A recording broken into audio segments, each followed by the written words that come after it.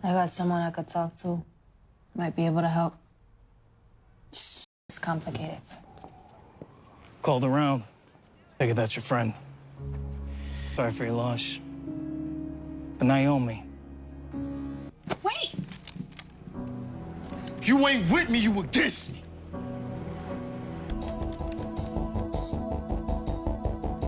Why did you kill her? But I didn't kill your girlfriend. And I swear to that on the most important thing in my life, and that's my child. You ain't allowed to say all that when you do what you done to me. Tonight, I'm gonna do what I should have done.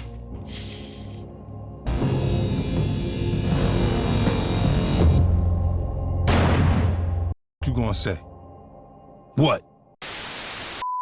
Welcome back, Top Notch Gang, to another video. We're here in the aftermath of season 4 of Raising Kanan. Of course, the finale, it was a bit lackluster, fell flat with the ending of Kanan pulling up on a rock and possibly pulling the trigger. Now, let's be real, we all kind of know he didn't do it, and there's all these theories circulating on who stopped Kanan, and the main one popping out right now is Jukebox. So I'm gonna explain 2 possible Jukebox theories that's been circulating through the Power universe, through all the fans, everything like that. And I also want to talk about another theory of Unique and his crew, because we don't know where he ended up at the end of this episode, and we saw the war officially kicked off between him and Rock. So it's basically 3 theories or ideas of something that went down that prevented Kanan from actually taking the kill shot on Rock, because no one believes he actually did it. So you guys can leave a like, comment, subscribe, let me know your thoughts and opinions and what other videos you want to see on me breaking down what happened at the end of the season.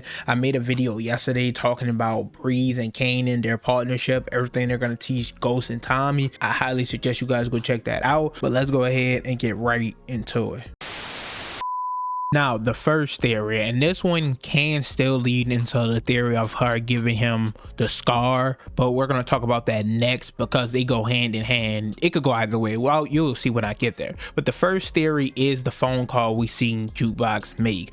Right when Kanan found out from Detective Garcia that they saw a woman leaving the place that Crystal was killed at, he told Jukebox the same thing earlier in this episode, which made Jukebox go to Rock and question her once again about Crystal, about Famous, about the life they lived, and how Jukebox always sat there and watched even though she knew it was wrong and never spoke up. They never noticed she was there, but she was always paying attention, everything like that. And her and Rock ended off on bad terms. It got very heated. So when Kanan decided that he was going to go take out Rock, I was surprised to see, of course, Jukebox defending her, but then again, that's still family. So Kanan, he takes this information from Detective Garcia that it was a woman who left from the house where Crystal was killed, and he was like, yeah, Rock gotta go, she's been lying all this time. Jukebox is like, nah, and Kanan tells her, if you're not with me, you're against me. He takes his gun, he leaves, and he goes to see Rock.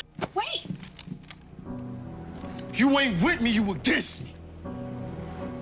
Now, when he does this, they show Jukebox making a phone call to somebody before the scene cuts off. Now, who can this person possibly be?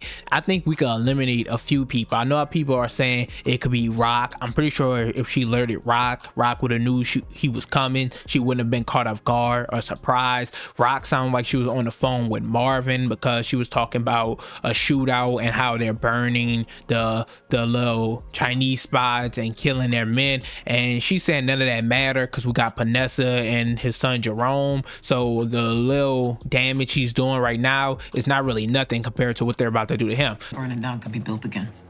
Nick got a surprise waiting on him that's gonna hurt more than a couple of boiled goldfish. So she sounded like she was on the phone with Marvin. If she's on the phone with Marvin, obviously Jukebox isn't calling Marvin.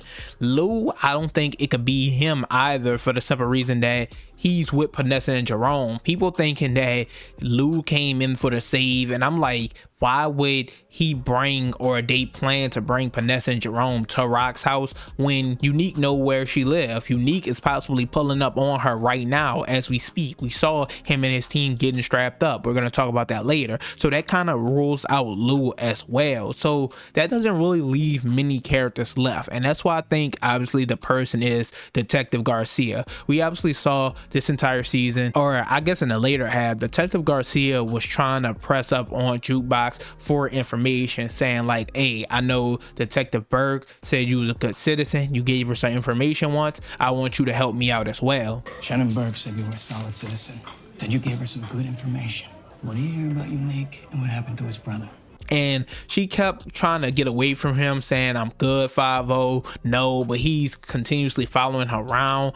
He went to the lesbian older friend she got, went to her house, gave her his card and told her about Jukebox's history and her fucked up family. He followed her on her date with Aisha and everything like that. And then finally, when Crystal went missing and they didn't know what happened to her, Jukebox told Kanan she possibly could get some information from somebody, but it's complicated. I got someone I could talk to. Might be able to help. It's complicated. She ended up going to Detective Garcia, and he showed obviously Jukebox the picture of Crystal's body, that she was dead, and we saw at the beginning of episode 10 Jukebox told Kanan this information. So with that, he also told Jukebox, you now owe me a favor. Now I think this is where it all comes into play, this favor, this information or something like that. I think it's possibly Detective Garcia that she is calling, and this could still lead into a big fight or a big problem with her and Kanan in the long run, because like he said, if you're not with me, you're against me, and she's getting in the way of what he wanted to do. I think he's one of the only options that really makes sense in my head of who she could actually be calling. You guys could let me know if you believe or think it could be anybody else. I honestly just really don't. But obviously this leads into Jukebox and maybe her doing it herself and giving Kanan the scar. Let's talk about that. Now, of course, we all know the picture, the theory, the story. Courtney Kemp, who first created Power, she is no longer with the show. We'll talk about that in a bit. But they asked her once upon a time how Kanan got the scar on his neck, and she mentioned, of course, a fight between him and Jukebox when they were kids, she said. But at this point, they're not kids, so let's just say when they were younger.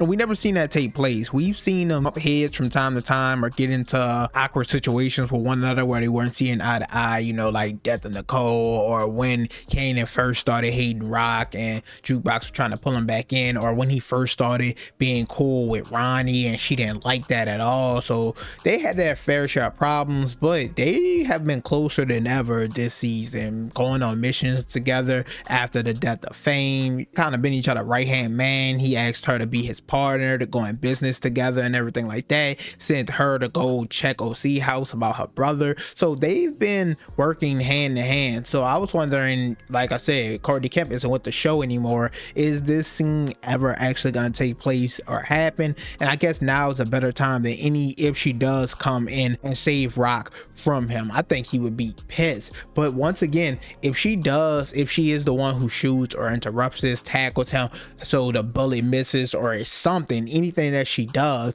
I don't know what the phone call was for then. Like, why show her making the phone call? And Kanan left right before her, so wouldn't she make it like around the same time? I don't know. There's a lot of questions, but a lot of people seem to think that regardless of how the situation ends up, she had a role in it, and this will possibly lead to a fight between them. Now, we do get a teaser scene from season 5 showing Jukebox crying in the car. A lot of people think it could be a death of Marvin, the death of somebody. We see her in shambles, and the fact that she lost Nicole, she lost Berg, she lost her mom, she's lost so many people. The way she's crying in the scene, people think she suffered another big loss. So this could be the consequences of this situation, of things going wrong, or it could be something that didn't even take place yet. But a lot of people seem to think this scene of her giving him the scar still has yet to happen. It's gonna take place, and with season 5 now officially everyone's saying it's the last season for Raising Kanan, I think we could expect it within this next season, early on, maybe later. I don't know, but this is the most popular theory going around right now. And once again, Courtney Kemp not with the show no more. Sasha Penn, we don't know if he's gonna write this in or actually stick by this fight going down. I think it will make a lot more sense to see turmoil and problems within Jukebox and Kanan's relationship, because like I said, currently they have been as close as I've ever seen them before. And of course, the last possible theory that I mentioned in the intro that we have to touch on is Unique and his interference with this. Once again, we saw within the episode the war has officially kicked off between him and Rock. We saw Rock and Lou pull up on Unique and basically say, hey, everybody's on the table, everybody's fair game, family and all, let's get straight to it. Obviously, I mentioned earlier, Lou followed Vanessa around, found out where her and Unique were staying, ended up kidnapping them. And Unique, he had finally went to Phil Russo, asked for the green light to cause havoc, and he basically gave it to him. So we saw him and his team strapping up. We seen the first hit be the Chinese spots, and then of course after that they went shot up another location where Marvin was at, killed 1 or 2 guys in the background, whatever, but we never seen where Unique ended up. Obviously, more than likely his target would be Rock, and we already seen once before he got into Rock's house, he obviously knows where she lives and everything like that. That's where he would more than likely head. Now, I don't think he necessarily shot or killed her or shot Kanan or something. Maybe Kanan shot him, we don't know, but I don't think it would necessarily be the end all be all if he popped up that someone would die. I don't think he'll kill Rock, because of course Rock will reveal that they have Vanessa and his son, and I don't think obviously he didn't shoot and kill Kanan. Maybe it's a whole team of people with Unique and they shot the first bullet and Kanan shooting back at them. It could be a lot going on is what I'm thinking. So I know for sure Kanan didn't shoot and kill Rock. And I think somebody mentioned, funny enough, that they weren't in the same room shooting the scene, and I went back and watched it, and it was shot weird where they never put Kanan and Rock in the same frame together, and if they did, they had them like kind of cover part of the screen to make it look as if they were there together, and it just don't feel like that they are. So maybe that's why in the season 5 teaser that we received, we could see a clip that we just saw in episode 10 of Kanan once again shooting a gun, pulling a trigger, where he's wearing the exact same clothes. So we're gonna see it pick back up right here, and I think it makes more sense that they're gonna film it with them there together, and maybe they get in a shootout with Unique's crew or something like that. I think that's definitely a possibility. I think it might be higher in the possibility than the Jukebox theory of just giving him the scar. I think my favorite theory, or the more than likely one, is the phone call. I think that's the most important clue and hint that they left us. Whether we know who that phone call is or not, I'm not sure, but I'm leaning towards it being Detective Garcia. You guys let me know if you think Unique can get involved in all of this stuff. Overall though, that's it for this video. You can leave your thoughts and predictions down below. I know some people think he really did kill Rock. I honestly don't think that would happen. If you do, let me know why. But if not, who do you think actually stops him? What is the interference? Do you think it's Jukebox? If you do think it's her, do you think it's because of the phone call she made, or does she do it herself and this caused problems with her and Kanan? I already rolled out Marvin and Lou, but if you do believe it's them, tell me why you think that. I think it wouldn't necessarily make sense. We'll have to see how it goes, but interference from Unique is definitely a possible outcome as well. I'm really upset how they ended this season. It didn't feel like a finale at all. It felt like the way I'm talking about the aftermath of what we saw in the last episode feels like there should be another episode next week. Like this was a setup for a finale, but it just wasn't. So I don't know, it's kind of weird to see. You guys let me know what other videos and topics you want me to make a specific deep dive on, what characters, anything like that. As usual, leave a like, comment, subscribe, and I'm out.